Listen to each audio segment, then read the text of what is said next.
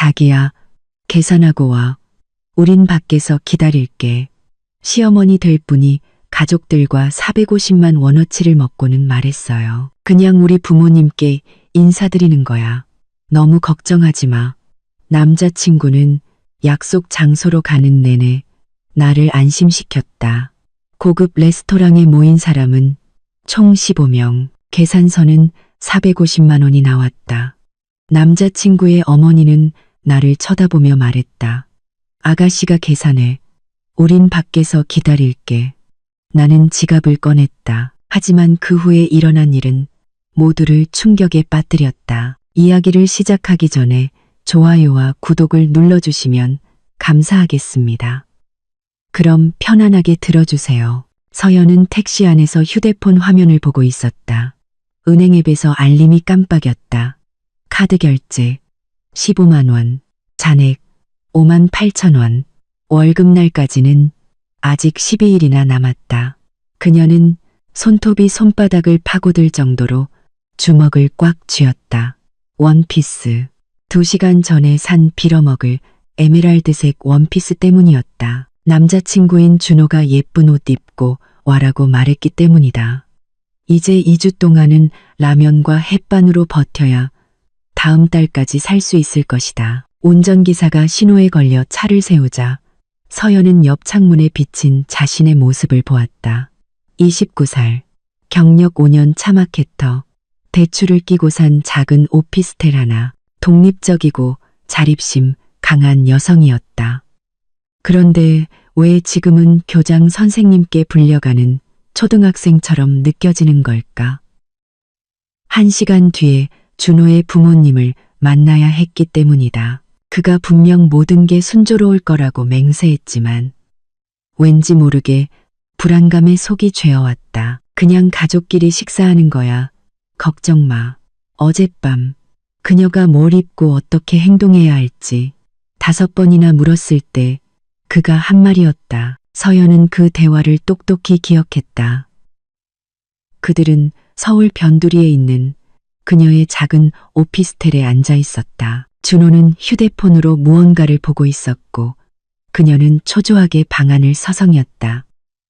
준호야, 제발 구체적으로 좀 말해줘. 어머님은 엄격하신 편이야? 아버님은 말씀이 많으셔? 무슨 얘기를 좋아하시는데?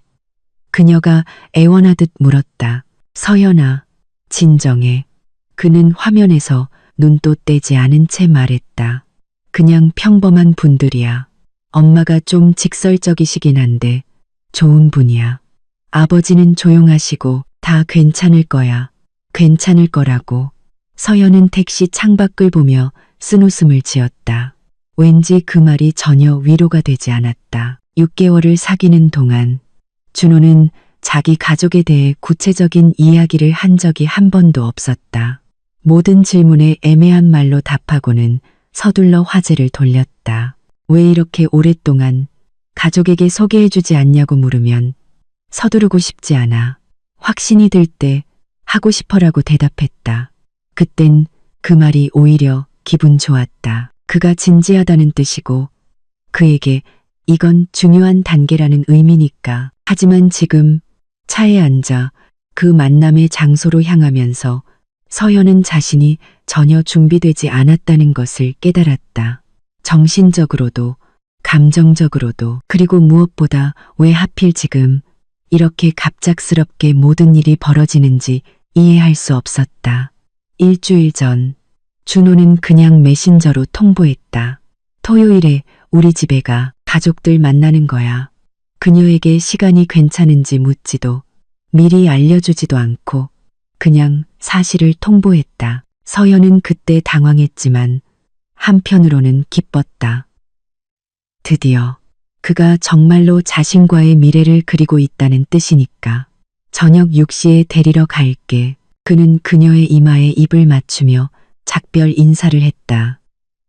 그냥 우리 부모님께 인사드리는 거야. 걱정 마. 그냥 인사. 서연은 그 말을 속으로 되뇌며 한숨을 내쉬었다. 택시가 그녀의 오피스텔 앞에 멈췄다. 그녀는 요금을 내고 차가운 10월의 공기 속으로 나와 서둘러 건물 입구로 향했다. 약속까지는 4시간이 남았고 완벽하게 준비해야 했다. 집안은 상쾌하고 깨끗한 냄새가 났다.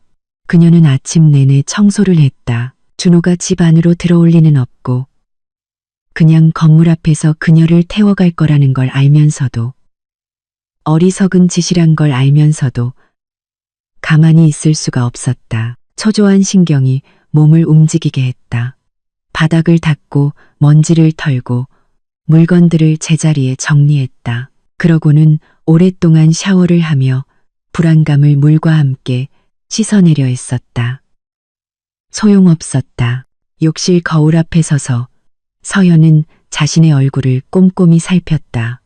예쁘장하지만 미인은 아니었다.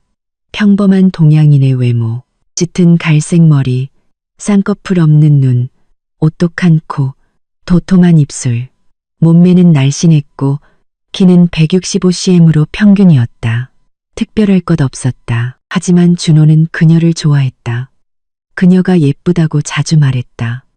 물론 최근 2달간은 칭찬이 점점 줄어들긴 했지만 서연은 화장을 시작했다. 피부톤을 정리하기 위해 가벼운 파운데이션을 바르고 광대뼈에 약간의 블러셔를, 속눈썹에는 마스카라를 2번 덧칠해 눈이 더 커 보이게 했다. 누드톤 립스틱은 튀지 않으면서도 입술을 돋보이게 했다. 자연스러우면서도 단정하게, 과하지 않으면서도 초라하지 않게 보이고 싶었다. 머리는 드라이기로 부드러운 웨이브를 만들어 어깨 위로 늘어뜨렸다. 준호는 그녀가 머리를 푸는 것을 좋아했다. 헤어스프레이를 뿌려 스타일을 고정했다. 손목과 귀 뒤에 향수를 뿌렸다. 그녀가 가장 좋아하는 달콤하지 않은 플로럴 향이었다. 그리고 원피스를 입을 차례였다. 서연은 쇼핑백에서 옷을 꺼내 조심스럽게 펼쳤다. 짙은 에메랄드색이 조명 아래서 아름답게 빛났다. 촉감이 좋은 원단에 몸에 꼭 맞는 우아한 디자인이었다. 길이는 무릎 바로 위, 어깨는 가려져 있고 파임도 적당했다. 저속한 느낌은 전혀 없었다. 부모님을 뵙기에 딱 좋은 옷이었다. 그녀는 원피스를 입고 등 뒤에 지퍼를 올린 후 거울 앞에서 한 바퀴 돌아보았다.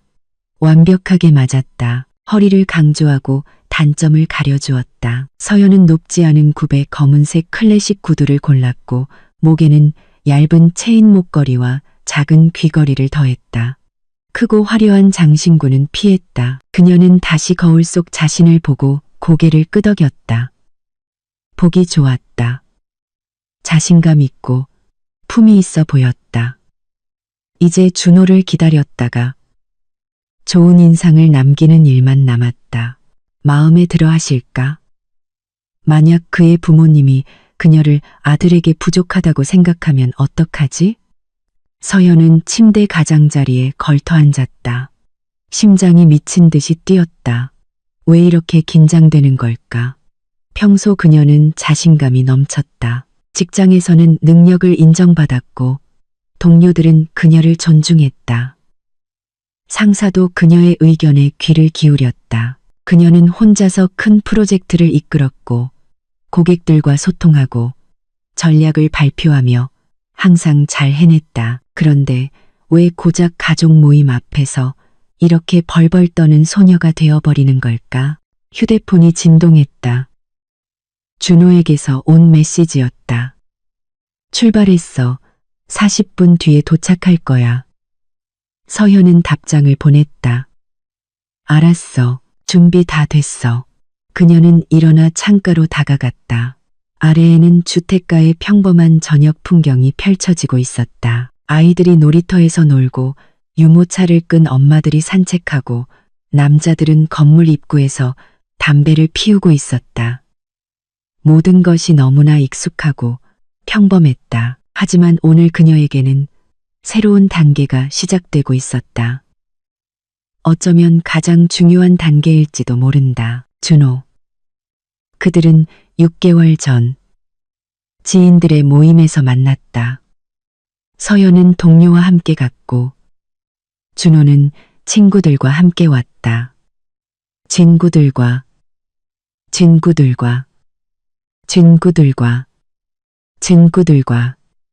함께 서로 소개를 받았고 서연은 첫눈에 그에게 흥미를 느꼈다. 그는 키가 185cm 정도로 컸고 다부진 체격에 짙은 머리, 갈색 눈, 매력적인 미소를 가졌다.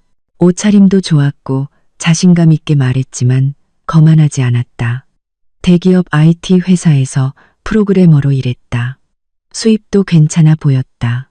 손목에 찬 시계와 그가 타고 온 차를 보면 알 수 있었다. 그날 저녁 그들은 3시간 동안 쉬지 않고 이야기했다. 준호는 매력적인 대화 상대였고 재미있는 인생 이야기를 들려주고 그녀의 일에 관심을 보이며 세련된 농담을 했다. 모임이 끝나자 그는 전화번호를 물었고 다음 날 바로 전화해서 저녁 식사에 초대했다. 첫 데이트는 완벽했다. 레스토랑, 와인, 즐거운 대화. 준호는 세심했다. 코트를 받아주고 문을 열어주고 말을 끊지 않고 들어주었다.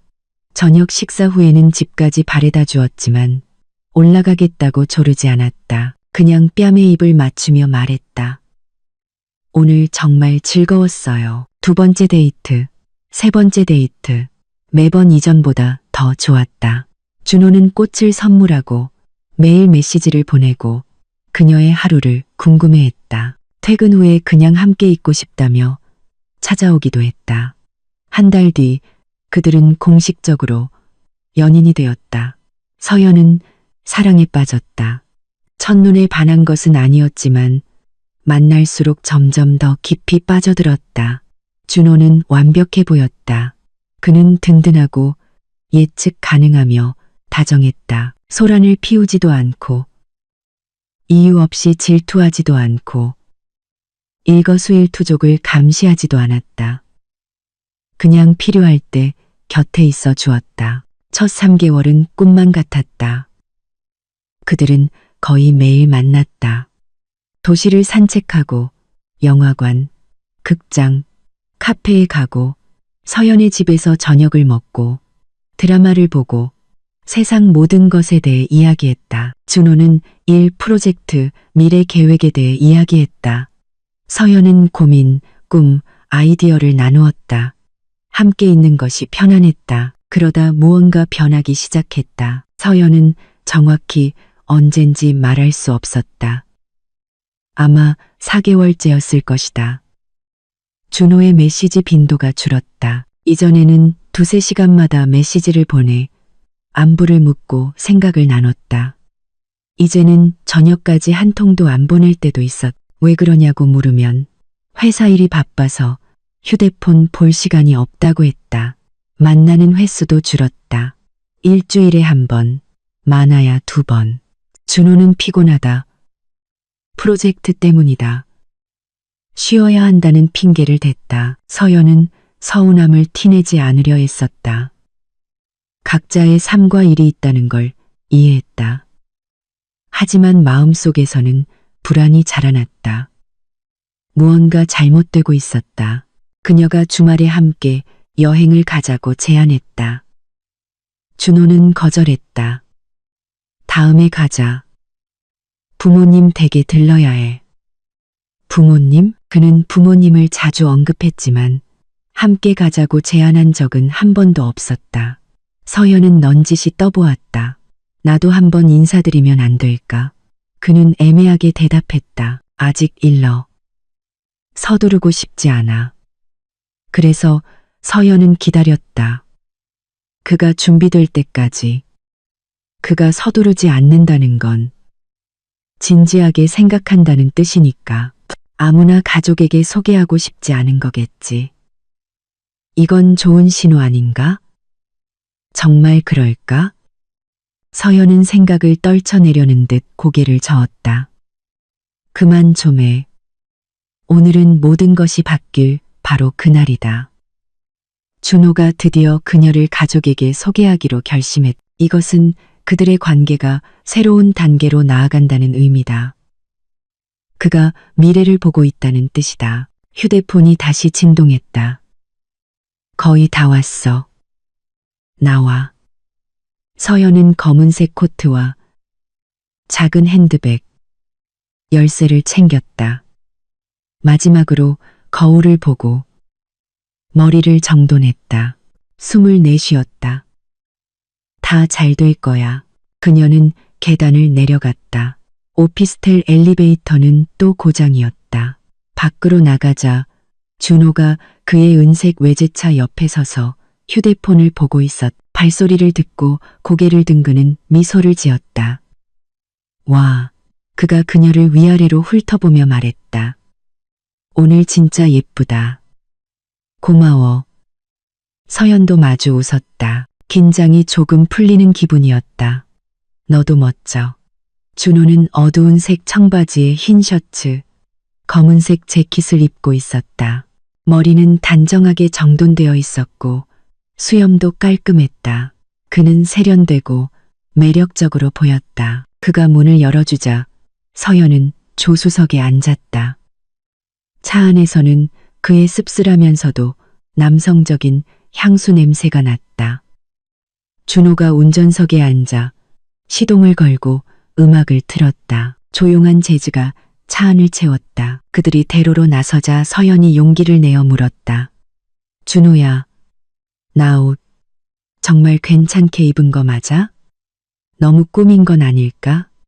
아니, 완벽해. 그가 그녀를 흘끗 보며 말했다. 딱 좋아.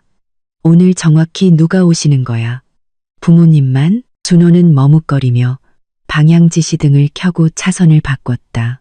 몇 초간의 침묵이 흘렀고 그 침묵이 서연을 불안하게 했다.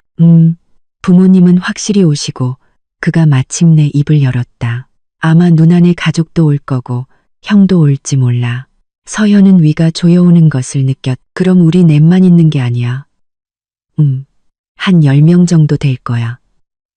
준호가 무심하게 던졌다. 그 이상은 아닐 거고.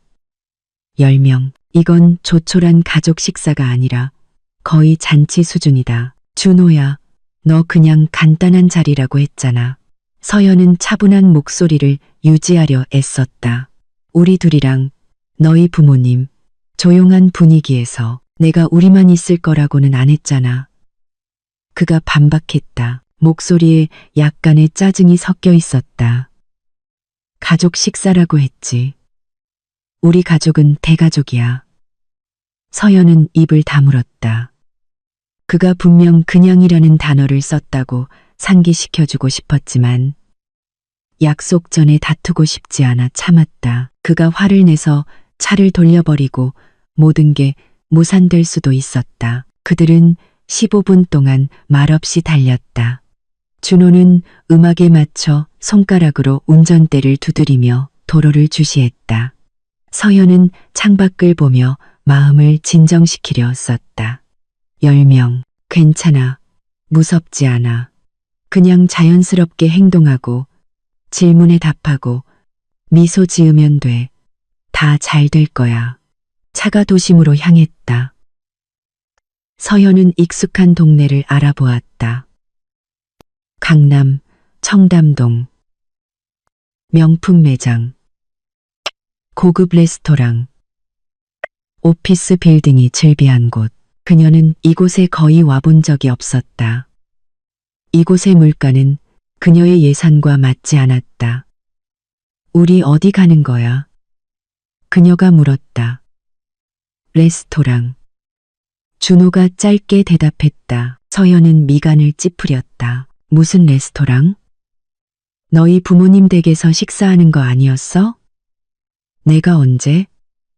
그저께 네가 말했잖아. 우리 집으로 와. 엄마가 오리구이 해놓으실 거야 라고.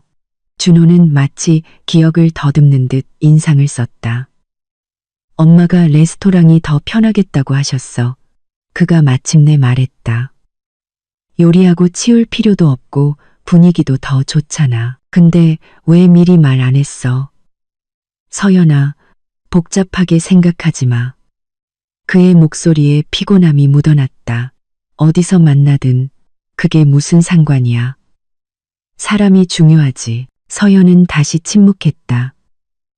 차이는 컸다. 집에서는 편안하게 있을 수 있고 나 자신으로 있을 수 있다. 레스토랑에서는 체면을 차리고 매너를 지키고 식기를 올바르게 사용해야 한다. 게다가 레스토랑은 전혀 다른 분위기였다. 차가라 벨라라는 간판이 걸린 건물 앞에 멈췄다.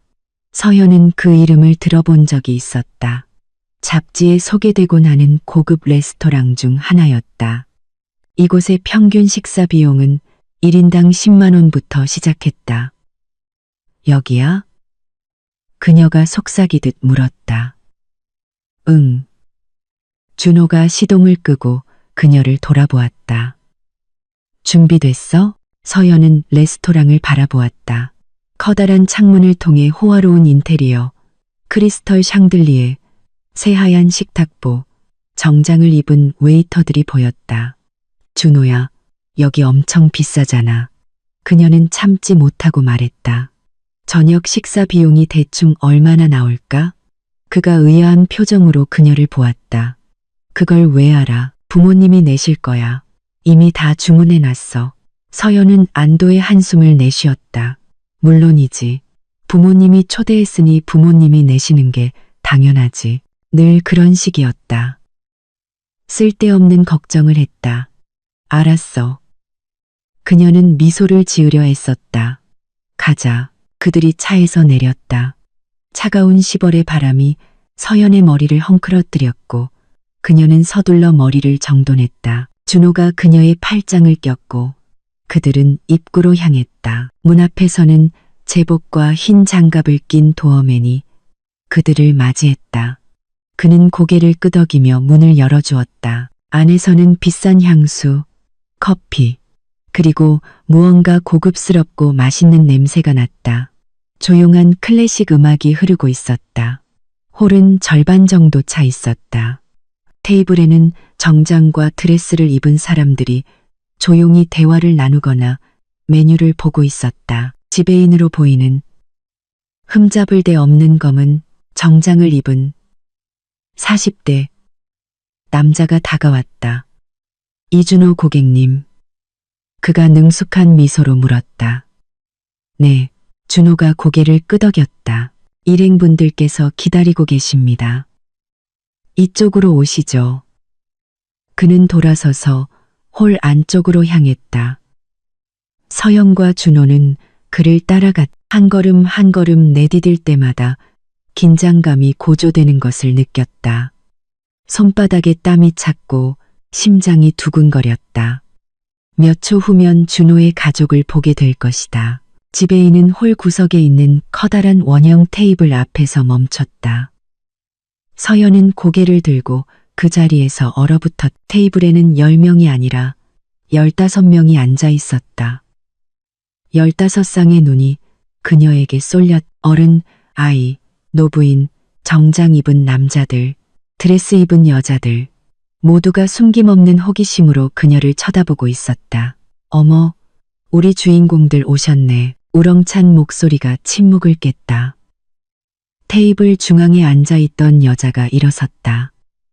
55세쯤 되어 보였다. 풍채 좋은 몸매는 짙은 남색 드레스로 꽉 조여져 있었. 목에는 굵은 금목걸이, 팔에는 여러 개의 팔찌와 반지가 번쩍였다. 머리는 짧게 깎았고 얼굴은 화려하게 화장했다. 권위적인 표정과 무거운 눈빛. 준호야, 이리 오렴. 내 아들. 그녀가 두 팔을 활짝 벌렸다. 준호는 순순히 앞으로 다가가 그녀에게 안겼다. 서연은 핸드백 손잡이를 손가락 마디가 하얘질 정도로 꽉 쥔 채 서 있었다. 그럼 이 아이가 네가 말한 서연이구나.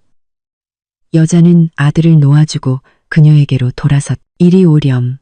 아가씨. 부끄러워 말고. 서연은 억지로 한 걸음 앞으로 내딛고 악수를 청하기 위해 손을 내밀었다. 안녕하세요. 처음 뵙겠습니다. 여자는 내민 손을 무시하고 대신 서연을 힘껏 껴안아 부드러운 가슴에 파묻히게 했다. 강한 향수 냄새가 코를 찔렀다. 나는 박미숙, 준호 엄마란다. 그녀가 서연을 놓아주며 말했다. 그리고 여기는 그녀가 테이블을 손으로 휘저으며 말했다. 우리 식구들이지. 서연은 재빨리 모인 사람들을 훑어보았다. 박 여사 옆에 앉은 머리가 벗겨진 50대 남자는 준호의 아버지일 것이다. 그는 무심하게 서연에게 고개를 끄덕이고는 다시 메뉴를 들여다보았다. 아버지 옆에는 30대 초반의 젊은 여자가 앉아 있었다. 아름답고 세련됐지만 거만한 표정을 짓고 있었다. 짙은 머리는 우아한 번으로 묶여 있었고 화장은 완벽했으며 드레스는 비싸 보였다. 누나구나. 서연은 직감했다. 그녀 옆에는 회색 정장을 입은 남자, 아마도 그녀의 남편, 그리고 아이 둘이 있었다. 10살짜리 남자아이와 7살짜리 여자아이. 둘 다 휴대폰에 코를 밟고 있었다. 그 옆에는 준호와 닮았지만 더 나이가 많고 덩치가 큰 남자, 형이 앉아 있었다. 그 옆에는 피곤한 얼굴의 통통한 여자와 13살쯤 되어 보이는 지루한 표정으로 빵을 씹고 있는 10대 남자아이가 있었다. 테이블 끝에는 흰머리를 쪽진 할머니와 서연이 누구인지 전혀 알 수 없는 중년 남자 3명이 앉아 있었다. 앉아라, 앉아. 박 여사가 자신 바로 맞은편 테이블 중앙의 빈 2자리를 가리키며 명령했다. 서연은 다리가 후들거리는 것을 느끼며 의자에 주저앉았다. 준호가 옆에 앉았. 그녀는 도움을 바라는 눈으로 그를 쳐다봤지만 그는 아무 일도 없다는 듯 메뉴만 보고 있었다. 여기요. 박 여사가 손가락을 튕겼다. 흰 셔츠에 검은 조끼를 입은 젊은 남자가 메뉴판을 들고 즉시 테이블로 다가왔다. 네, 손님, 와인 리스트 가져오고 박 여사가 명령했다. 그리고 이거. 그녀는 메뉴판을 보지도 않고 손가락으로 가리켰다. 이거랑 이것도. 전부 다 인원수대로. 서연은 무엇을 주문하는지 보려고 했지만 메뉴판은 이미 닫혀 있었다. 알겠나? 박 여사가 물었다. 네, 바로 준비해드리겠습니다. 웨이터가 고개를 끄덕이고 서둘러 자리를 떴다. 박 여사가 몸을 서연 쪽으로 완전히 돌렸다. 자, 이야기 좀 해보렴. 아가씨, 준호가 그러는데 마케터라고? 네. 서연은 자신감 있게 말하려고 했었다. 광고 대행사에서 일하고 있습니다. 브랜드 프로모션이랑 전략 개발을 담당하고 있어요. 재미있겠네. 박 여사가 고개를 끄덕였다. 그래서 그 대행사라는 데서는 돈을 많이 주나? 질문이 공중에 떠올랐다. 테이블의 모든 사람들이 조용해지며 서연을 쳐다봤다. 그녀는 뺨이 붉어지는 것을 느꼈다. 초면에 월급을 묻는 건 실례였다. 무례한 행동이었다. 업계 평균 정도 받습니다. 그녀가 얼버무렸다. 구체적으로 말해봐. 박 여사가 물러서지 않았다. 우린 이제 거의 가족인데. 비밀 같은 거 없어야지. 엄마, 왜 그러세요? 준호가 힘없이 끼어들려 했다. 박 여사가 그를 쏘아보자 그는 즉시 입을 다물었다. 월 280만 원 정도요. 서연이 굴욕감을 느끼며 조용히 말했다. 오, 나쁘지 않네. 나쁘지 않아. 박 여사가 만족스럽게 고개를 끄덕였다. 대단하네. 독립적이고 존경스러워. 서연은 뭐라고 대답해야 할지 몰랐다. 마치 취조를 당하는 기분이었다. 자기 집은 있고? 준호 형 옆에 앉아있던 여자가 물었다. 그 피곤한 얼굴에 통통한 여자였다. 네. 서연이 대답했다. 오피스텔이요. 대출은 좀 있지만. 아, 준호의 누나, 그 세련된 미녀가 말했다. 대출. 나라면 엄두도 못 낼 텐데. 그거 수십 년 동안 노예되는 거잖아. 그래도 제 집이잖아요. 서연이 자신을 변호하려 했었다. 월세 내는 것보다는 낫죠. 글쎄, 잘 모르겠네. 누나가 회의적으로 고개를 저었다. 나는 지금 이 순간을 즐기는 걸 선호해서. 남편이 돈을 잘 벌거든. 괜찮은 동네에 방 3개짜리 아파트에서 월세 살아. 집은 나중에 부모님이 사주실 거고. 그렇죠. 엄마? 물론이지. 우리 진아. 박 여사가 딸의 손을 쓰다듬었다. 우리 애들은 다 도와줘야지. 준호도 결혼하면 사줄 거야. 서연은 가슴이 따끔했다. 그럼 준호는 부모님이 집을 사주길 기다리며 월세로 살고 있고, 자신은 월급의 절반을 바쳐가며 대출금을 갚고 있는 거였다. 세상은 왜 이리 불공평할까? 웨이터가 와인을 가져왔다. 3병이었다. 라벨에는 프랑스어가 적혀 있었다. 서연은 와인을 잘 몰랐지만 병 모양만 봐도 비싼 와인이라는 걸 알 수 있었다. 박 여사가 잔을 채웠다. 자, 우리 만남을 위해 건배합시다. 그녀가 잔을 들었다. 준호가 드디어 여자를 데려온 것을 축하하며 우린 녀석이 스님이라도 될 줄 알았지. 테이블에서 웃음이 터져 나왔다. 서연은 억지로 미소를 지으며 잔을 들고 조금 마셨다. 와인은 떨고 독했다. 음식이 나오기 시작했다. 먼저 차가운 전체 요리. 얼음 위에 놓인 굴. 연어 타르타르. 소고기 카르파초. 그 다음엔 새우 샐러드, 게살 샐러드, 트러플 샐러드. 서연은 넘쳐나는 음식을 보며 불안감이 커져만 갔다. 이건 엄청난 돈이 들 것이다. 자, 마음껏 들어요. 사양 말고. 박 여사가 명령했다. 서연은 포크를 들어 새우 샐러드를 맛보았다. 맛있었지만 먹고 싶지 않았다. 긴장감의 위가 꽉 조여 있었다. 테이블의 대화가 활기를 띠었다. 준호의 누나 진아는 별장의 수영장 타일을 이탈리아산으로 주문했다며 자랑했다. 한 묶음에 500만 원이나 했지만 얼마나 예쁠지 기대돼. 그녀의 남편은 맞장구를 쳤다. 준호의 형 준석은 사립학교 학비가 한 달에 200만 원이라며 불평했다. 대낮에 날강도 짓이야.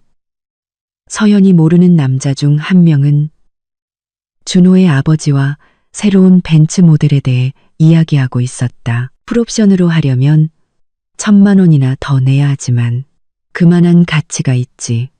승차감이 완전히 달라. 서연은 말없이 들으며 이질감을 느꼈다. 이 사람들은 다른 세상에 살고 있었다. 타일값으로 500만 원, 학비로 한 달에 200만 원이 평범한 지출인 세상. 그녀는 한 달에 10만 원을 저축하면 기뻐하는데 요리는 계속해서 나왔다. 메인 요리, 다양한 굽기의 스테이크, 구운 랍스터, 오리 콩피, 크림소스 토끼 요리, 곁들임 요리, 트러플 리조또, 로즈마리 감자, 구운 채소, 소스, 빵, 버터. 아이들은 메인 요리를 다 먹지도 않고 아이스크림을 더 달라고 졸랐다. 박 여사는 무심하게 웨이터에게 손짓했다. 가져와요. 달라는 대로 다 줘요. 와인은 강물처럼 흘렀다. 잔은 계속해서 다시 채워졌다. 서연은 취해서 실언할까봐 조금만 마셨다. 준호는 저녁 내내 말이 없었다. 앉아서 먹기만 하고 가끔 친척들의 말에 고개를 끄덕였지만 스스로는 거의 말을 하지 않았다. 서연은 몇 번이나 그의 눈을 마주치려 했지만 그는 접시나 휴대폰만 쳐다봤다. 준호야, 너희 결혼은 언제 할 거니? 갑자기 할머니, 그 흰머리의 노부인이 물었다. 서연은 그 자리에서 굳었다. 포크가 입으로 가던 길에 멈췄다. 할머니, 아직 일러요. 준호가 중얼거렸다. 이르다니 박 여사가 발끈했다. 내 나이가 32이야. 이제 가정을 꾸리고 애도 낳아야지. 엄마, 서연이 앞에서 꼭 그러셔야 해요? 그가 민망해하며 부탁했다. 뭐가 어때서? 박 여사가 서연에게로 돌아섰다. 너도 아이 갖고 싶지? 서연은 당황했다. 물론 언젠가는 갖고 싶었지만 지금은 아니었다. 이런 분위기에서 논의할 주제가 아니었다. 네, 갖고 싶어요. 그녀가 조용히 대답했다. 그럼 됐네. 박 여사가 만족스럽게 고개를 끄덕였다. 그럼 얘기가 다 됐네. 준호야, 꾸물거리지 마. 놓치기 전에 청혼해. 준호는 알아들을 수 없는 말을 중얼거렸다. 서연은 얼굴이 빨개지는 것을 느꼈. 너무나 어색하고 잘못된 상황이었다. 결혼 이야기는 부모님과 처음 만나는 자리에서 하는 게 아니다. 그건 15명의 증인 앞에서가 아니라 둘이서만 나누는 은밀한 주제였다. 마침내 디저트가 나왔다. 티라미수, 판나코타, 초콜릿 퐁당, 과일 타르트, 아이스크림. 아이들은 단 것에 달려들었다. 어른들은 천천히 맛을 보았다. 서연은 판나코타를 한 숟가락 떴지만 먹을 수가 없었다. 목에 무언가 걸린 듯 삼키기 어려웠다. 그녀는 몰래 시계를 보았다. 2시간 반이 지났다. 언제쯤 끝날까? 그녀는 집으로 그 저주받은 원피스를 벗고 화장을 지우고 그냥 침대에 눕고 싶은 그녀의 작은 오피스텔로 가고 싶었다. 마침내 저녁 식사가 끝을 향해 가고 있었다. 접시가 치워지고 테이블이 정리되었다. 박 여사는 만족스러운 표정으로 의자 등받이에 기댔다. 자, 즐거운 시간이었네. 그렇지? 모두가 고개를 끄덕이며 동의했다. 아이들은 다시 휴대폰에 코를 박았다. 어른들은 편안하게 대화를 나누고 있었다. 서연은 조용히 앉아 이제 모두가 일어나 흩어지기를 바랐다. 그때 저녁 내내 그들을 서빙했던 젊은 웨이터가 테이블로 다가왔다. 그의 손에는 가죽 폴더가 들려 있었다. 실례합니다. 계산서입니다. 그가 박 여사에게 폴더를 내밀며 말했다. 박 여사는 폴더를 받아 무심하게 열고 숫자를 흘끗 보았다. 서연은 금액을 보지 못했지만 여자의 표정으로 비싸다는 것을 알 수 있었다.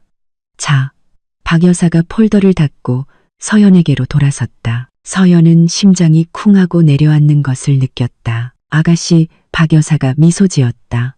그 미소에는 무언가 포식자의 그것 같은 것이 있었다. 계산해. 서연은 박 여사를 보며 자신의 귀를 의심했다. 계산해라는 말이 마치 명치를 한 대 맞은 것처럼 공중에 울렸다. 네? 뭐라고요? 그녀가 되물었다. 계산서 지불하라고. 아가씨, 박 여사가 똑같은 미소로 반복했다. 우린 밖에서 기다릴게. 서연은 얼굴에서 핏기가 가시는 것을 느꼈다. 그녀는 준호를 보았다. 그는 방금 무슨 일이 일어났는지 듣지 못한 사람처럼 휴대폰만 뚫어지게 보고 있었다. 준호야, 그녀가 조용히 불렀다. 그는 대답하지 않았다. 눈도 들지 않았다. 준호야, 서연이 더 큰 소리로 반복하자 그가 마지못해 화면에서 눈을 뗐다. 어머님이 나더러 계산하라고 하시는데. 준호는 어색하게 어깨를 으쓱했다. 엄마가 그게 맞다고 생각하시나 보지. 서연은 이 상황을 믿을 수가 없었다. 가족 모임에 초대받았다. 준호는 모든 것이 지불되었다고 약속했. 그런데 이제 그의 어머니가 고급 레스토랑에서 15명의 식사비를 내라고 요구하고 있었다. 하지만 네가 부모님이 내실 거라고 했잖아. 그녀는 평정을 유지하려 했었다. 네가 직접 다 계산됐다고 말했어. 내가 주문됐다고 했지. 준호가 반박했다. 계산은 네가 해야지. 그게 논리적이잖아. 논리적이라고? 서연의 목소리가 떨렸다. 그게 어떻게 논리적이야. 박 여사가 팔꿈치를 테이블에 올리고 손가락을 깍지 낀 채 서연을 무거운 눈빛으로 바라보았다. 아가씨, 넌 내 아들의 아내가 될 자리를 노리고 있잖니. 우리는 네가 얼마나 진지한지, 관계에 투자할 준비가 되어 있는지 알아야 해. 이건 말하자면 시험 같은 거야. 서연은 천천히 고개를 돌려 테이블을 둘러보았다. 모두가 그녀를 보고 있었다. 준호의 누나 진아는 차가운 미소를 짓고 있었고, 형 준석은 무관심했으며, 아버지는 기대하는 눈치였고, 할머니는 호기심 가득한 표정이었다. 나머지 친척들은 흥미롭게 혹은 지루하게 그녀를 지켜보고 있었다. 시험이라고요. 서연이 되물었다. 그러니까 저를 만나자고 초대해서 온 가족을 비싼 레스토랑에서 먹여놓고 이제 와서 제가 모두의 식사비를 내라고 요구하시는 건가요? 그리고 이게 시험이라고요? 바로 그거야. 박 여사가 만족스럽게 고개를 끄덕였다. 네가 정말 준호를 사랑한다면 아까워하지 않겠지. 서연은 박 여사 앞에 놓인 계산서를 보았다. 폴더가 열려 있어 숫자가 선명하게 보였다. 450만 원. 그녀의 3달치 월급보다 많고 반년치 대출 상환금보다 많은 금액이었다. 그녀는 천천히 의자 등받이에 기댔다. 머릿속이 이상하게 텅 비었다. 충격이 차가운 분노로 바뀌었다. 준호야, 그녀가 아주 조용히 말했다. 너 이거 알고 있었어? 그는 말이 없었다. 준호야, 서연이 목소리를 높였다. 내가 돈을 내게 될 거라는 거 알고 있었냐고. 강요하는 게 아니야. 박 여사가 끼어들었다. 부탁하는 거지. 우리가 억지로 돈을 뺏는 깡패는 아니잖니. 당신들은 저를 가족 식사라는 명목으로 초대했어요. 서연의 목소리가 분노로 떨렸다. 준호는 그냥 간단한 자리일 거라고 약속했고요. 그냥 우리 부모님께 인사드리는 거야. 걱정 마. 이렇게 말했어요. 그런데 막상 와보니 15명이나 있는 잔치였고 제 월급에 대해 취조당하고 대출 때문에 무시당하고 이제 와서는 450만 원짜리 계산서를 내라고 하잖아요. 소리 지르지 마렴. 박 여사가 얼굴을 찌푸렸다. 여기는 격식 있는 곳이야. 격식 있는 곳에서는 격식 있는 사람들이 이런 식의 도발은 안 하죠. 서연은 더 이상 참지 않았다. 옆 테이블 손님들이 돌아보기 시작했다. 웨이터들이 서로 눈짓을 주고받았다. 서연은 그걸 봤지만 상관없었다. 서연아, 들어봐. 준호가 말을 시작하려 했다. 아니, 네가 들어. 그녀가 그에게 휙 돌아섰다. 너는 내내 나한테 거짓말을 했어. 관계를 진지하게 생각해서 부모님께 소개하는 걸 서두르지 않는다고 했지.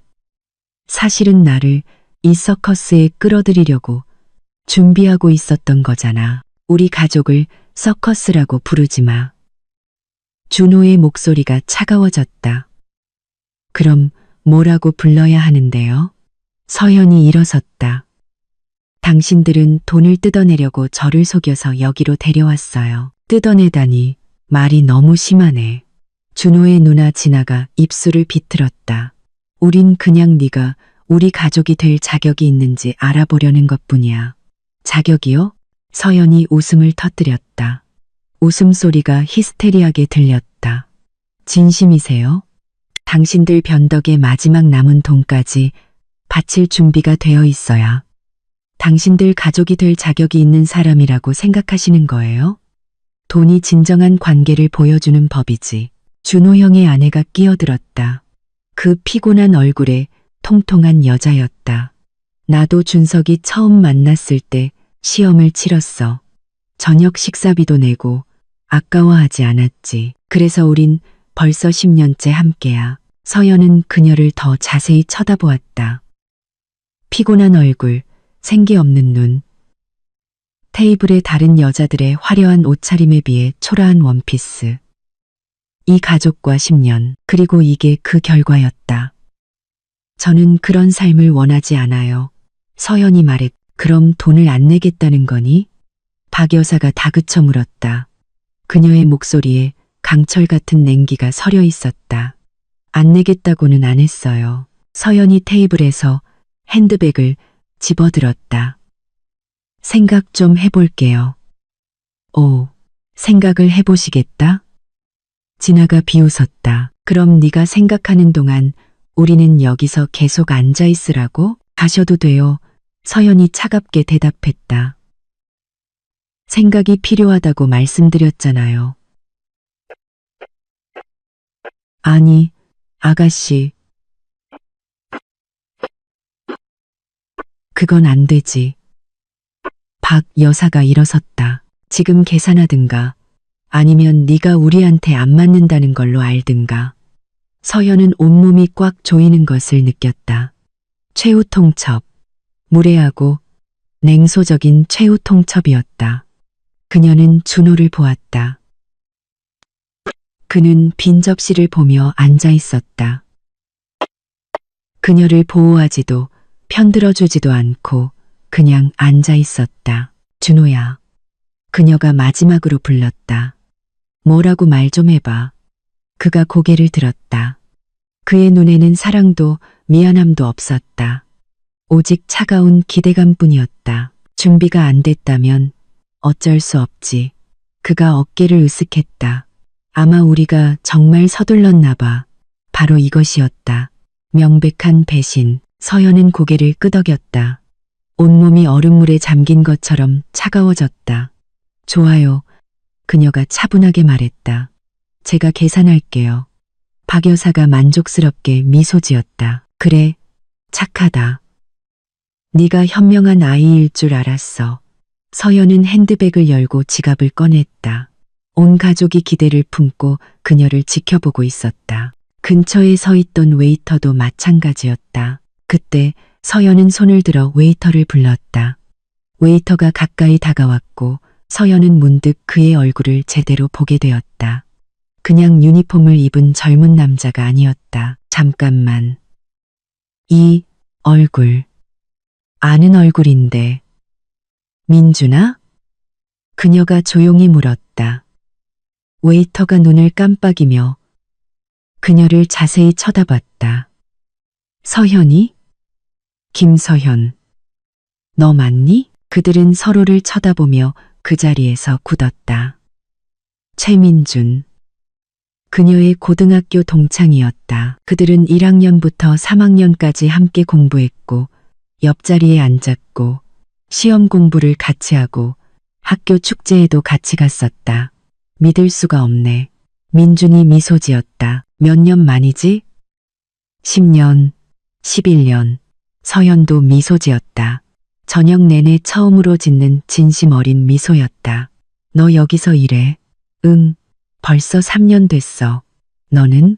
그가 테이블과 가족들을 쳐다보자 미소가 사라졌다. 이분들은 내 가족이야?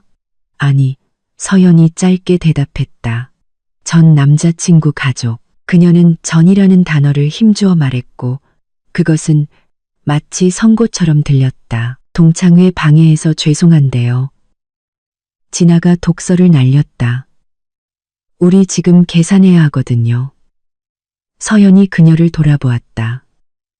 네, 계산서요. 민준아, 내 계산서만 따로 가져다 줄래? 테이블의 모든 사람들이 얼어붙었다. 뭐라고?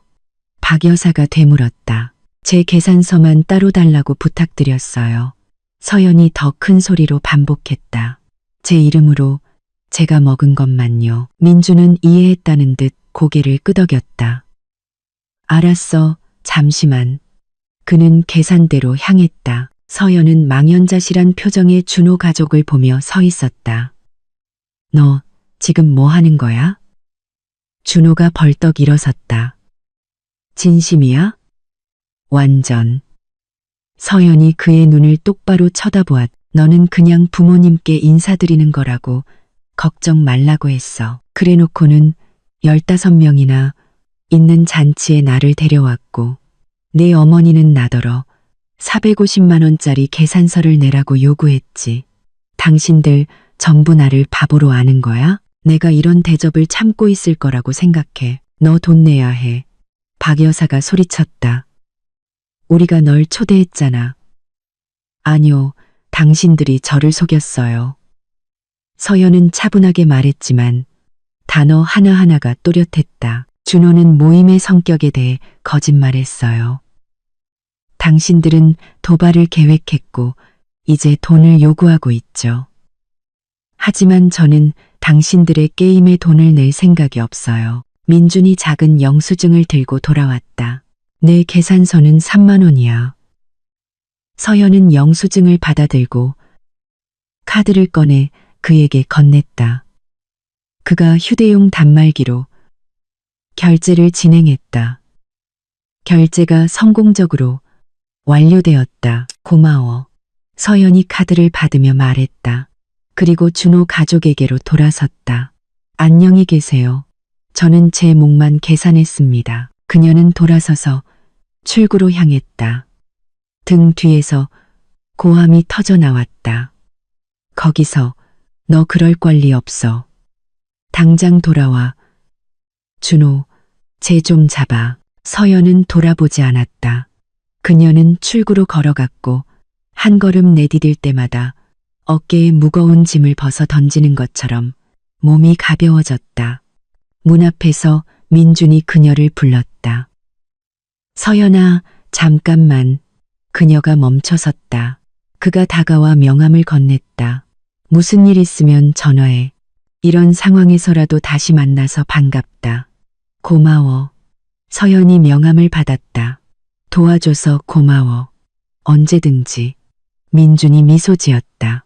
참고로 내가 저 사람들 10분 정도 더 붙잡아 둘게. 우리 매장 방침이거든. 계산이 완료될 때까지 손님은 홀에 계셔야 해. 그러니까 너는 조용히 갈 시간 충분할 거야. 서연은 고맙다는 듯 고개를 끄덕이고 레스토랑을 나섰다. 차가운 10월의 공기가 얼굴을 스쳤다. 그녀는 숨을 깊게 들이마시고 눈을 감았다. 자유. 그녀는 휴대폰을 꺼내 모든 메신저, SNS, 전화번호부에서 준호를 차단했다. 그의 번호를 지우고 사진도 삭제했다. 모든 게 끝났. 그리고 택시를 불렀다. 3분 뒤 차가 도착했다. 서연은 뒷좌석에 앉아 집 주소를 말했다. 가는 동안 엄마에게 전화했다. 엄마는 두 번째 신호음에 받았. 서연아, 어떻게 됐어? 엄마. 서연은 목이 메어오는 것을 느꼈다. 엄마 말이 맞았어. 준호는 내가 생각했던 그런 사람이 아니었어. 무슨 일 있었니? 엄마의 목소리가 단번에 날카로워졌다. 서연은 모든 것을 털어놓았다. 레스토랑, 15명의 사람들, 월급에 대한 취조, 450만 원을 내라는 요구, 준호의 배신, 그리고 그녀가 어떻게 자기 몫만 계산하고 나왔는지까지. 엄마는 조용히 들었다. 서연이 말을 마치자 한숨을 내쉬었다. 잘했다. 내 딸. 자랑스럽. 그런 상황에서 모든 여자가 그렇게 박차고 나올 용기가 있는 건 아니란다. 그런 상황에서 모든 여자가 무서웠어요. 서연이 고백했다. 하지만 엄마가 하신 말씀이 생각났어요. 나는 누구에게도 아무것도 빚지지 않았다고. 그럼 당연하지. 평생 기억하렴. 넌 누구에게도, 특히 널 존중하지 않는 사람들에게는 아무것도 빚지지 않았어. 서현은 눈물이 뺨을 타고 흐르는 것을 느꼈다. 슬픔 때문이 아니라 안도감 때문이었다. 악몽을 피한 거야. 네, 엄마. 피했어요. 만약 그 사람과 결혼했다면 그 가족이 1년 안에 저를 잡아먹었을 거예요. 서현은 엄마가 보지 못했지만 고개를 끄덕였다. 내 상상이 같다. 끊임없는 통제, 굴욕, 자신의 가치를 계속 증명해야 하는 삶. 지켜주기는커녕 엄마 치마폭 뒤에 숨는 준호. 규칙을 강요하는 폭군 같은 시어머니. 업신여기는 눈으로 쳐다보는 친척들. 고마워요, 엄마. 경고해 주셔서. 네가 스스로 깨달았다는 게 중요하지. 내일 와. 제대로 이야기하자. 네가 좋아하는 파이 구워놓을게. 꼭 갈게요. 그들은 전화를 끊었다. 택시가 서연의 오피스텔 앞에 멈췄다. 그녀는 요금을 내고 나와 4층까지 계단을 올라가 문을 열었다. 집은 조용하고 아늑했다. 서울 변두리에 작은 대출 낀 오피스텔이지만 그녀 자신의 것이었다. 자신의 노동으로 벌었고 누구에게 선물 받거나 부모님이 사준 것이 아니었다. 서연은 구두를 벗고 15만 원짜리 저주받은 에메랄드색 원피스를 벗어 옷장에 걸었다. 다시는 입지 않을 것이다. 오늘 그녀가 얻은 교훈을 상기시켜주는 기념물로 걸어두자. 그녀는 세수를 하고 화장을 지우고 편안한 잠옷으로 갈아입었다. 침대에 누워 이불을 끌어당겼다. 창밖에서는 밤의 서울이 소음을 내고 있었다. 익숙한 소리였다. 휴대폰이 진동했다. 서연은 휴대폰을 집어들었다. 모르는 번호로부터 온 메시지 알림이 보였다. 열어보았다. 이준석입니다. 준호 형. 당신 정말 무례하게 굴었어. 우리 레스토랑에 붙잡혀서 계산해야 했어. 온 가족이 돈을 긁어모아 겨우 냈다고. 창피한 줄 알아. 후회하게 될 거야. 서연은 읽고 피식 웃으며 메시지를 삭제하고 번호를 차단했다. 쓰고 싶은 만큼 쓰라지 상관없었다. 또 다른 메시지가 왔다. 준호의 누나 진아였다. 네가 똑똑한 줄 알아? 너 같은 애들 많이 봤어. 준호는 너보다 훨씬 좋은 여자 만날 거고 넌 내 대출 낀 집에서 혼자 늙어 죽을 거야. 삭제, 차단. 세 번째 메시지는 박 여사 본인이었다. 아가씨, 너 큰 실수한 거야. 우리 준호랑 결혼했으면 편하게 살 수 있었을 텐데 이제 넌 내 가난 속으로 돌아가겠지. 다시 한번 생각해봐. 삭제, 차단. 서연은 휴대폰을 끄고 침대 옆 탁자에 놓았다. 눈을 감았다. 마음이 평온했다. 아주 오랜만에 진정으로 평온했. 그래. 원피스 값 15만 원을 날렸다. 그래. 유독한 사람들과 끔찍한 저녁을 보냈다. 그래. 준호와 헤어졌다. 하지만 대신 그녀는 자신의 존엄성을 지켰다. 이용당하지 않았고 굴욕을 참지 않았고 고개를 꼿꼿이 들고 걸어나왔다. 사흘 뒤 그 이야기는 그들의 모든 공통 지인들 사이에 퍼졌다. 서연이 회사에 있을 때 그 운명적인 만남 전에 함께 점심을 먹었던 동료 지영에게서 메시지가 왔다. 서연아, 너랑 준호 씨 얘기 인터넷에 다 퍼진 거 알아? 그 사람 누나가 SNS에 글 올렸어. 서연은 미간을 찌푸리며 링크를 열었다.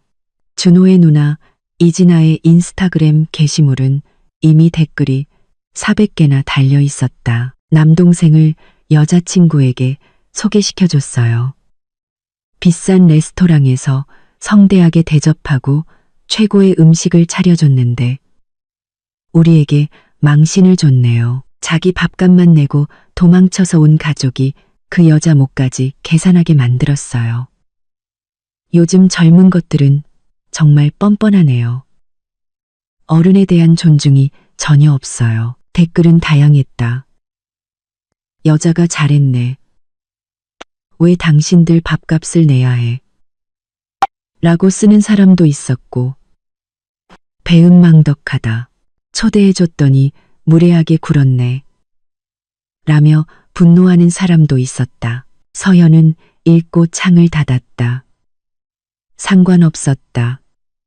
쓰고 싶은 대로 쓰라지.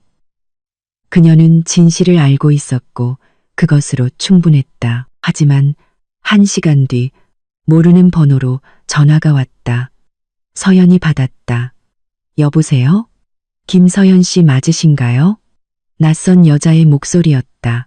네, 그런데요. 저는 온라인 뉴스 매체 도시 이야기 A 기자라고 합니다. 서연 씨의 가족 식사 이야기를 봤습니다. 서연 씨의 입장을 듣고 싶어서요. 서연은 잠시 생각했다. 한편으로는 스캔들을 키우고 싶지 않았다. 다른 한편으로는 진아가 이미 사실을 왜곡해서 SNS에 모든 것을 퍼뜨렸 진실을 말해야 할지도 모른다. 좋아요. 그녀가 결심했다. 말씀드릴게요. 인터뷰는 다음 날 나갔다. 서연은 모든 것을 솔직하게 설명했다. 준호가 어떻게 그냥 부모님께 인사드리는 자리라고 약속했는지, 어떻게 내 대신 15명이 모이게 됐는지, 어떻게 월급과 대출에 대해 취조당했는지, 어떻게 450만 원을 내라고 요구받았는지, 그리고 어떻게 자기 목만 계산하고 나왔는지. 기사는 수천 번 공유되었다. 댓글이 폭주했다. 대부분은 서연을 지지했다. 잘했어요. 이용당하지 않아서 다행이에요. 이건 전형적인 등쳐먹기 수법이네요. 제때 알아봐서 다행이에요. 저도 비슷한 경험 있어요. 남자친구 부모님이 시험이라면서 자기들 휴가 비용을 내라고 하더라고요. 저도 똑같이 거절했어요. 비판하는 사람들도 있었지만 소수였다. 그리고 이틀 뒤 서연에게 민준, 그 동창생 웨이터에게서 연락이 왔다. 안녕, 잘 지내? 소식 하나 전해줄게. 그 이준호 씨 가족, 우리 레스토랑 더 이상 못 와. 스캔들 터진 후에 경영진이 블랙리스트에 올렸어. 자기들 평판 망쳤다고 보상 요구하려 했다는데 우리 매장에 CCTV 녹화 영상이 다 있거든. 박 여사님이 요리 주문하는 거랑 나중에 너한테 계산 요구하는 장면까지 다 찍혔어. 결국 출입 금지당했지. 정의는 살아있네. 서연은 미소 지었다. 그들이 어떤 식으로든 대가를 치렀다는 사실이 기뻤다. 그녀는 답장했다. 알려줘서 고마워. 너는 어때? 일은 괜찮아? 그들은 저녁 내내 메시지를 주고받았다. 알고 보니 민주는 야간 대학에 다니면서 웨이터로 일하고 있었다. 호텔 경영을 공부하며 자신만의 작은 카페를 여는 것이 꿈이었다.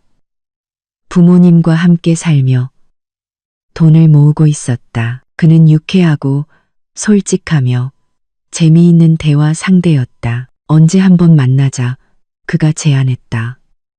그냥 친구로 영화나 전시회 보러 가자. 몇 년 동안 못 봤는데 할 얘기 많잖아. 좋아. 서연이 동의했다. 그들은 일주일 뒤에 만나 현대미술 전시회에 갔고 아늑한 카페에서 커피를 마시며 수다를 떨고 웃고 학창 시절을 회상했다. 민주는 세심한 청자였다. 그는 준호에 대해 묻지도 압박하지도 않고 그냥 곁에 있어 주었다. 서연은 가벼움을 느꼈다. 긴장도 게임도 없었다. 그냥 오랜 친구와의 좋은 시간이었다. 만남이 끝날 때 민주는 그녀를 지하철역까지 바래다 주었다. 오늘 정말 좋았어. 또 보자. 물론이지. 서연이 미소 지었다. 그들은 이제 공식적으로 레스토랑에서의 우연한 만남이 아니라 연락처를 교환했다. 그리고 다음 날 서연에게 다시 모르는 번호로 문자가 왔다. 이번에는 남자였다. 김서연 씨. 네, 저는 박 변호사입니다. 이준호 씨 가족의 변호인입니다. 그들은 당신에게 공개적인 사과와 5억 원의 정신적 피해 보상을 요구하고 있습니다. 서연은 웃음을 참을 수 없었다. 무슨 명목으로요? 명예훼손입니다. 허위사실 유포, 평판훼손. 저에게는 모든 것을 본 증인, 웨이터가 있습니다. 레스토랑에는 영상 기록이 있고요. 제가 3만 원만 결제했다는 영수증도 있습니다. 무슨 명예훼손이죠? 변호사는 머뭇거렸다. 그럼에도 불구하고 제 의뢰인들은 강력히 주장하고 있습니다. 소송하시라고 하세요. 서연이 차분하게 대답했다. 저는 두렵지 않습니다. 제가 말한 모든 것은 사실입니다. 그리고 진실이 최고의 방패죠. 그녀는 전화를 끊었다. 사과도 보상도 없을 것이다. 우주에라도 고소하라고 해. 한 달이 지나도 소송은 제기되지 않았다. 아마 변호사가 그들에게 승소 가능성이 없다고 설명했을 것이다. 서연은 일상으로 돌아왔다. 직장, 집, 헬스장, 친구들과의 만남, 오랫동안 미뤄왔던 영어 회화학원에 등록했다. 휴가를 위해 돈을 모으기 시작했다. 여름에 조지아로 여행 갈 계획이었다. 민준과는 의무감 없이 친구로 계속 만났다. 영화관에 가고, 콘서트에 가고, 박물관에 갔다. 서연은 이 만남에 운명적으로 감사했다. 민주는 모든 사람이 위선적이고 이기적이지 않다는 것을 믿게 해주었다. 어느 날 공원을 산책하다가 민준이 물었다. 준호랑 있었던 일 후회해. 서연은 잠시 생각했다. 아니, 낭비한 시간만 후회돼. 나를 소중히 여기지 않는 사람과 지내는 대신 그 6개월을 더 유익하게 보낼 수 있었을 텐데. 나는 기뻐. 민준이 고백했다. 그 저녁 식사가 아니었다면 우리가 다시 만나지 못했을 거잖아. 서연이 그를 보았다. 선한 갈색 눈, 꾸밈 없는 미소, 거짓이 없었다. 그건 좋은 점이네. 그녀가 동의했다. 3달이 지났다. 겨울이 가고 봄이 왔다. 서연은 직장에서 승진했다. 이제 그녀는 자신의 팀을 이끄는 팀장이 되었다. 월급은 400만 원으로 올랐다. 대출금 상환이 그렇게 두렵지 않았다. 작은 사치를 부릴 여유도 생겼다. 민준과의 우정은 어느덧 그 이상으로 발전했다. 그는 서두르지 않았고 압박하지 않았고 그냥 곁에서 지지하고 보살펴 주었다. 그리고 어느 날 서연은 자신이 진짜 사랑에 빠졌다는 것을 깨달았다. 준호에게 느꼈던 것과는 달랐다. 환상도 콩깍지도 없이 그냥 좋은 사람을 보고 그와 함께 있고 싶었다. 그들은 4월에 공식적으로 연인이 되었다. 한강변을 따라 걸었다.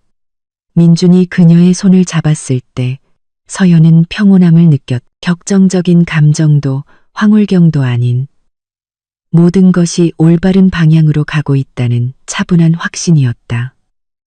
한 달 뒤 민주는 그녀를 부모님께 소개했다. 집에서 4명이서 조촐한 저녁 식사를 했다. 그의 어머니는 직접 빚은 만두를 끓여주셨다.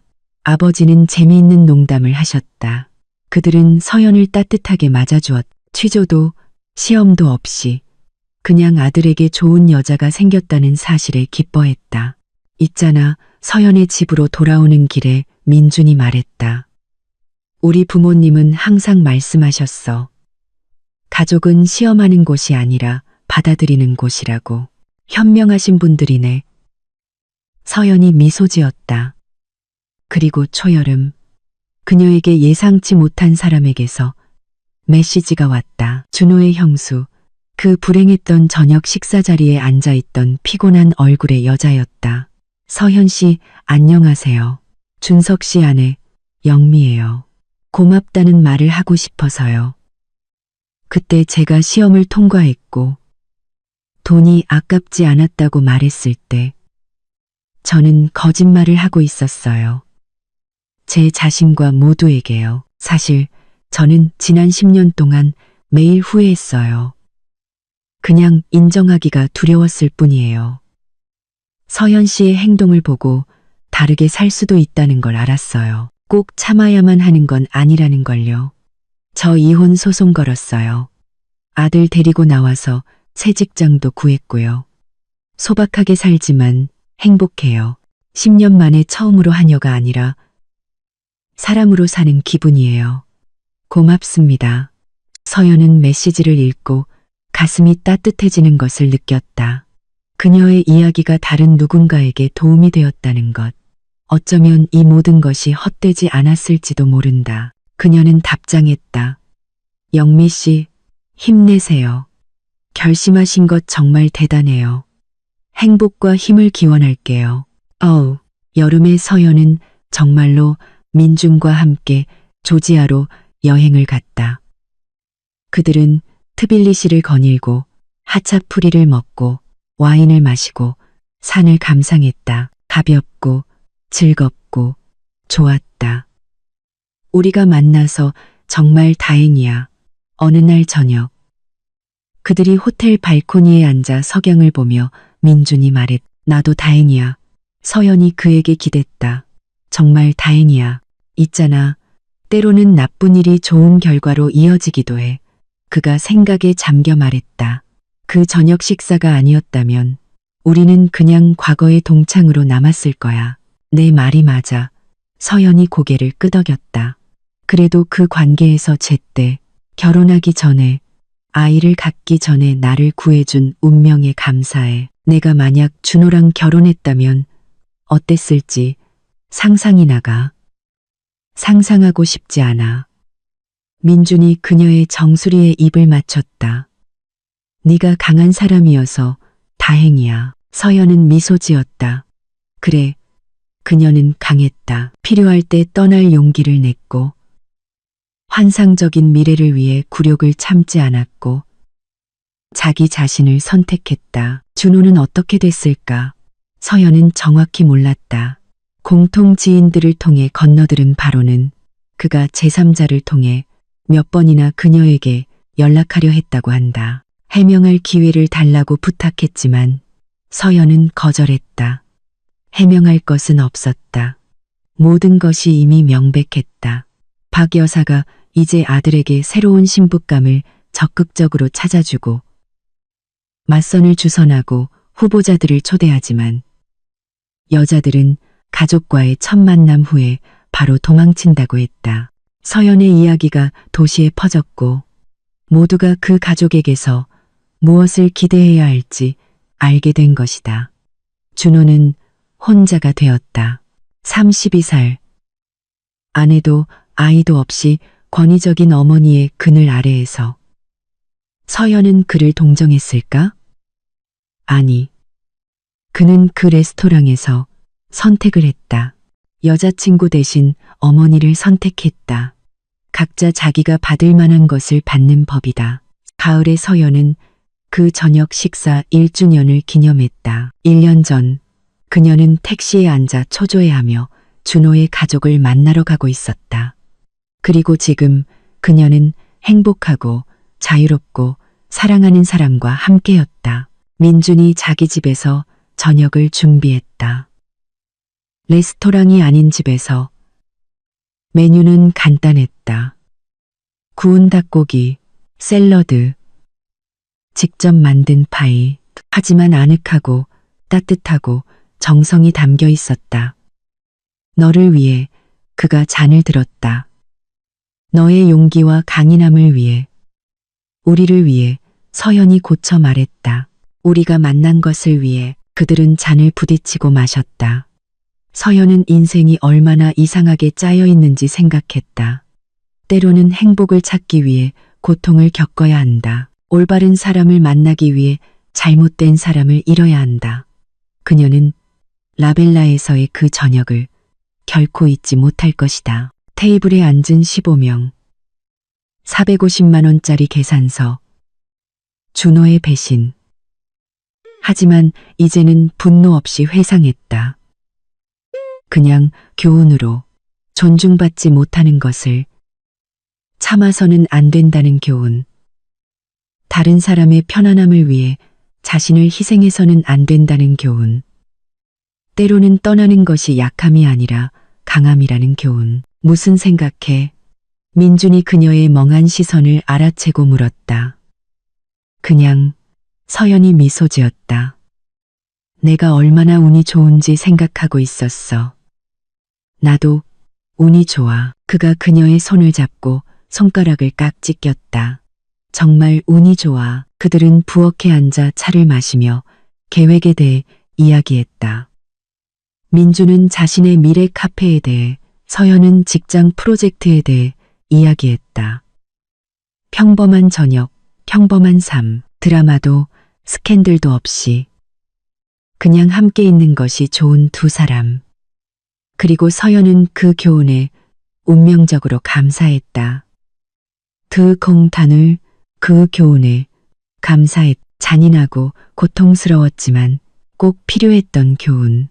그 교훈은 그녀에게 자신을 소중히 여기고 더 낮은 것에 만족하지 않고 존중을 요구하는 법을 가르쳐 주었다. 그리고 위험 신호를 보는 법도. 애매한 대답, 비밀스러움, 가족의 울타리 안으로 들이기를 꺼리는 태도.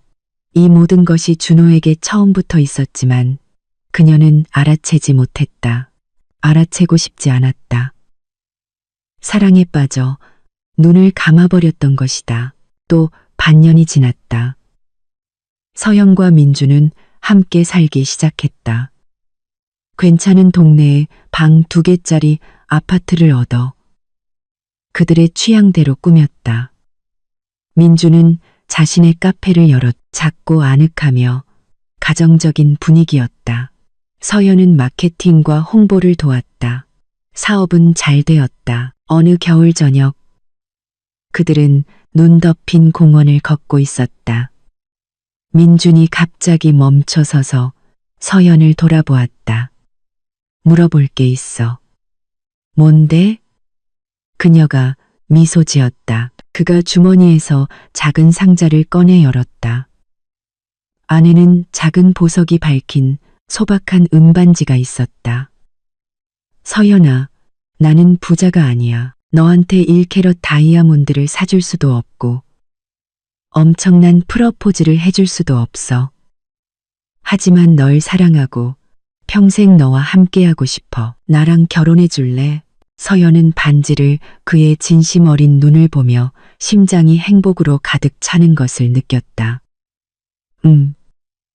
그녀가 말했다. 당연하지. 민준이 그녀의 손가락에 반지를 끼워주고 그녀를 껴안고 빙글빙글 돌았다. 그들은 공원 한가운데 서서 입을 맞추고 웃었다. 눈이 그들의 어깨 위로 내렸다. 새로운 삶의 시작처럼 하얗고 깨끗하게. 결혼식은 봄에 올렸다. 소박하고 가족적인 분위기였다. 20명의 가장 가까운 사람들만 초대했다. 서연의 부모님, 민준의 부모님, 친구들, 동료들. 레스토랑은 단순하지만 쾌적한 곳으로 골랐다. 메뉴는 맛있었지만 사치스럽지 않았다. 서연은 단순하고 우아한 흰 드레스를 입었다. 15만 원이 아니라 150만 원짜리였지만 후회 없이 기쁨으로 산 옷이었다. 그들이 반지를 교환할 때 서연은 민준의 눈을 보며 깨달았다. 이게 진짜구나. 게임도 시험도 조종도 없는 그냥 사랑과 존중. 피로연에는 돈을 요구하는 15명의 친척도 없었고 규칙을 강요하는 권위적인 시어머니도 없었다. 오직 젊은 부부를 위해 기뻐하는 사랑하는 사람들 뿐이었다. 서연의 엄마가 어느 순간 딸에게 다가와 껴안았다. 정말 자랑스럽다, 내 딸. 네 행복을 찾았구나. 찾았어요, 엄마. 서연이 그녀에게 기댔다. 참지 말라고 가르쳐 주셔서 감사해요. 그게 인생에서 가장 중요한 교훈이었어요. 엄마가 그녀의 이마에 입을 맞췄다. 항상 기억하렴. 저녁은 눈 깜짝할 사이에 지나갔다. 춤, 웃음, 건배, 축하. 서연은 자신이 제자리에 올바른 사람 곁에 올바른 사람들 사이에 있다는 것을 느꼈다. 그리고 도시의 다른 한편에서는 준호가 월세방에 앉아 SNS 피드를 넘기다가 웨딩드레스를 입은 서연의 사진을 발견했다. 그는 오랫동안 사진을 쳐다보다가 앱을 닫고 휴대폰을 껐다. 박 여사는 그날 그에게 5번이나 전화했다. 또 다른 신부감 후보에 대해 논의하러 오라고 재촉했. 준호는 전화를 받지 않았다. 어머니에게도 시험에도 이 모든 서커스에도 지쳐 있었다. 어쩌면 너무 늦게 자신이 무엇을 잃었는지 깨달았을지도 모른다. 아니면 변화를 시작하기에 딱 좋은 때였을지도. 하지만 그건 더 이상 서연의 이야기가 아니었다. 그녀의 이야기는 행복하게 끝났다. 행복한 결혼, 사랑하는 남편, 평온한 삶. 그녀는 다시는 자신을 이용당하게 내버려두지 않았고, 무례함을 참지 않았고, 자신을 희생하지 않았다. 그녀는 그 레스토랑에서의 저녁을 기억했고, 어떻게 테이블에서 일어나 걸어 나왔는지 기억했다. 그리고 그 기억은 그녀의 마음을 따뜻하게 그녀가 자기 자신을 선택했기 때문이다. 그리고 그것은 올바른 결정이었다. 그녀가 몇 년이 흘러 서연이 이 이야기를 친구나 지인들에게 들려줄 때면 모두가 놀랐다. 그래서 정말 자기 몸만 계산했다고? 정말이야. 서연이 대답했다. 3만 원, 단 한 푼도 더 내지 않았어. 준호가 불쌍하지는 않았어? 아니, 그에게 쓴 시간만 아까웠어. 그리고 그것은 순수한 진실이었다. 서연은 자신의 결정에 대해 단 한 번도 후회하지 않았다. 한 번이라도 두 번째 기회를 줬어야 했나 고민하지 않았다. 한 번 배신한 사람은 두 번도 배신한다는 것을 알았기 때문이다. 준호는 그녀 대신 어머니를 선택했다. 그건 그의 선택이었고 그녀는 자신을 선택했다. 그리고 그것은 그녀 인생 최고의 선택이었다. 서연의 이야기는 그들 사이에서 전설이 되었다. 친구들은 다른 친구들에게 경고하며 이야기했다. 조심해. 너도 이런 일 당하지 않게. 그녀의 사례는 다른 여성들에게 유독한 관계를 참지 않도록 영감을 주었다. 그리고 서연 자신은 그냥 살았다. 행복하고 평온하게 사랑하는 사람과 함께 일하고 여행하고 계획을 세우며 매일 그 레스토랑에서의 저녁에 운명적으로 감사했다.